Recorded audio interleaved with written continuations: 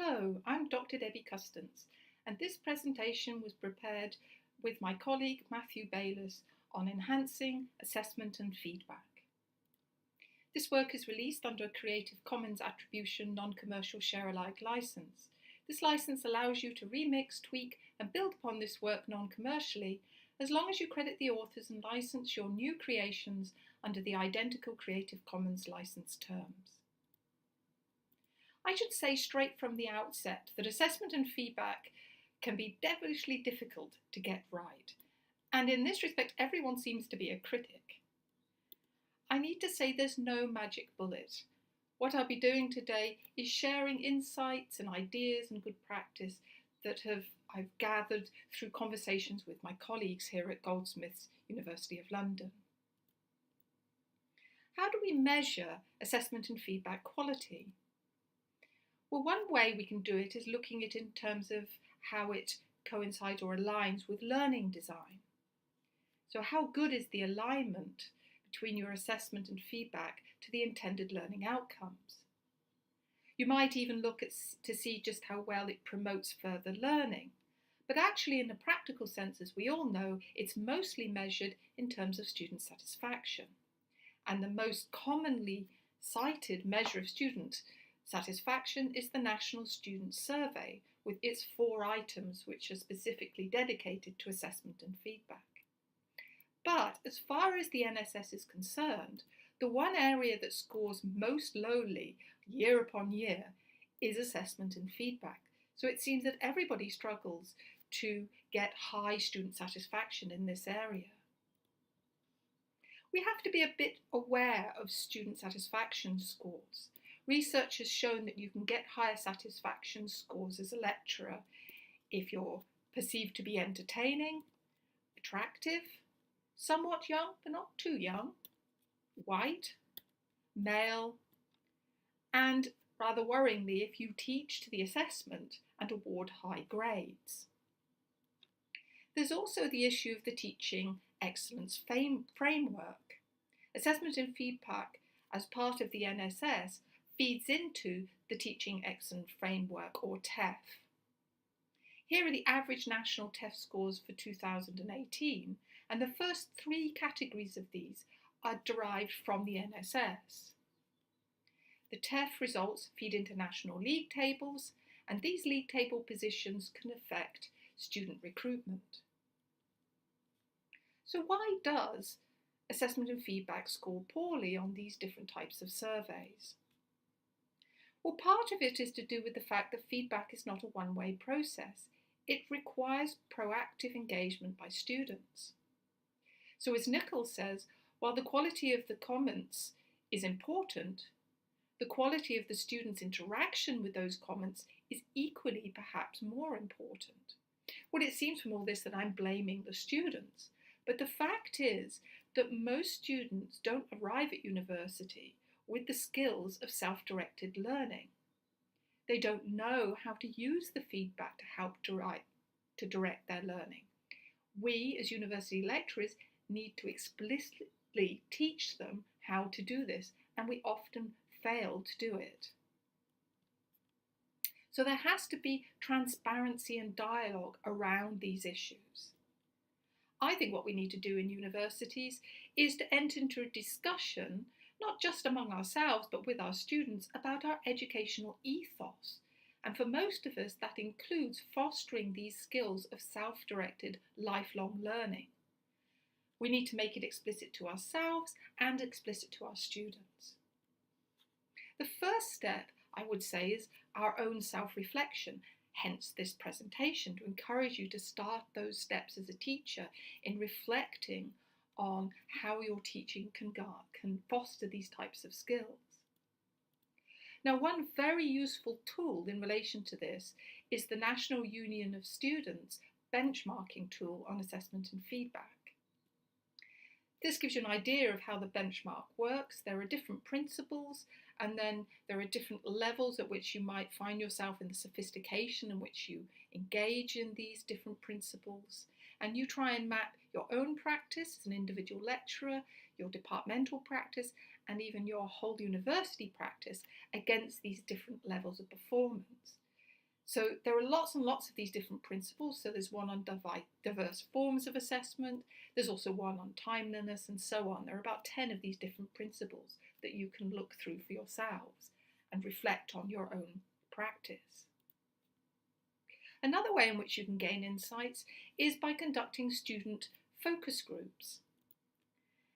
Now, I've conducted some of these focus groups, and the main things that tend to emerge are that the students feel there's a need for more dialogue over the assessment and feedback processes, and particularly over the marking criteria, for more diversity in the forms of assessment, for there to be more developmental assessment and feedback, a greater need for spacing between assessments with less clumping at the end of term, and a need for greater consistency in the format and quality of the feedback.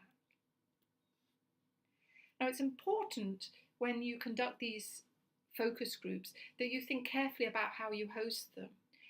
I'm part of the Teaching and Learning Innovation Centre at Goldsmiths, University of London, and it's easy for us to hold these focus groups because we're seen as neutral parties, and students, we found, will relax and open up talking to us. So you might think, if you're in your department and you want to hold one of these focus groups, about finding a neutral party to host it for you.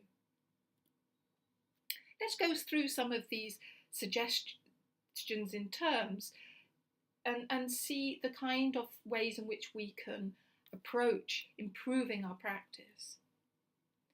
Well, one thing in terms of dialogue is that we should directly discuss marking criteria with students. Often what we do is put the written criteria online or in handbooks, but they're too complex for students to really pick apart for themselves. It makes them come alive if we actually take time in face-to-face sessions, tutorials or lectures to discuss those marking criteria. We should also explain the moderation processes, including external examiners. This is very important to get across to students just how careful we are in these processes, and it emphasises the fairness of the process. One really good way in which to unpack how assessment and feedback is conducted and to allow students to engage with it more deeply is to provide them with exemplar work and set the marking exercises. And then you can directly teach students how to use their feedback. And you can do this through encourage them to engage in self-assessments and reflection, and also peer assessments. Now remember, in all of this, it's important to enter into this dialogue, because the work that students do in response to feedback is just as important, if not more important, than the quality of the feedback itself. How about suggestions around diversity in forms of assessment? Often there's a tendency to give rather standard assessments such as essays or reports or dissertations, but there are lots of other assessments that we can use. Sometimes the advantage of these is that they're shorter and they need critical thinking on part of the students, but they don't take quite so long for us to mark and return the work to them. So the kinds of things that you can present are oral presentations or case studies, blogs, online quizzes, research posters. There's lots and lots of things to choose from. Another suggestion is that our feedback should be more developmental. If you only give a few points of feedback, a few points of assessment, and most of them happen at the end of a unit or module of teaching, the students can happily go through their teaching experience, and it can come as rather a shock that right at the end they realise that they were going off track and they hadn't understood as well as they thought they did. But then it's all over and it's too late. So how do we give them developmental feedback so that they can use it and build upon it as they go along? Well, one way is to provide formative assessments. And these are things that may not actually contribute to the final grade, but they inform the students as they go along, and they're particularly useful if they are somehow directly linked to the final summative assessment. So you might ask your students to give an oral presentation, for example, on the topic of what will be their final summative coursework. And in that sense, we're trying to provide feedback that feeds forward. It's not just talking about the particular work they've just done, but gives them advice on how they can do better in the future. There are also some suggestions to give around assessment spacing. If lots of assessments are clumped at the end of term on top of each other, this can be highly stressful for students, and also it doesn't allow any time for this feed-forward process. Now, it can be difficult to spread out assessments, and one way you can do it is map the schedule of assessments, not just within a single module, but across modules in a whole programme, and then see to what extent you can space them out.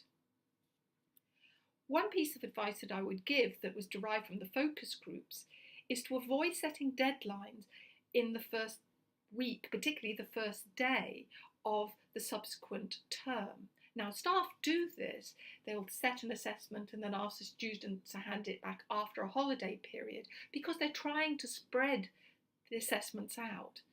But if you put it too near the beginning of the next term, the students would have been left working on a piece of coursework with no departmental academic support. And if they've struggled, they're going to end up being very unhappy indeed. So try and put it in the second week of term rather than right at the start of term, if you do this of setting it in the next term. How about improving consistency? Well, one way that you can do this is to write departmental marking and feedback guidelines for people to follow. This is particularly important with new teachers and when there are multiple teachers on the same piece of assessment. These types of guidelines can recommend the amount of comments that are made on the actual text, the minimum and maximum length of the general comments that are given at the end of a piece of assessment. You can even provide what are called STEM statements to make sure that the markers are commenting on the same kinds of things. Very common STEM statements are things like what you did well in this piece of work was, what you can build on in order to do better in future work would be. And they each have the same STEM and respond the markers to these STEM statements. You can also use a feedback pro forma. This is a standardised form that sets out things that people can tick and boxes that people can write in. You can see examples of feedback pro forma in the teaching tips in the assessment and feedback toolkit. Well, I hope you found this helpful and thank you for listening.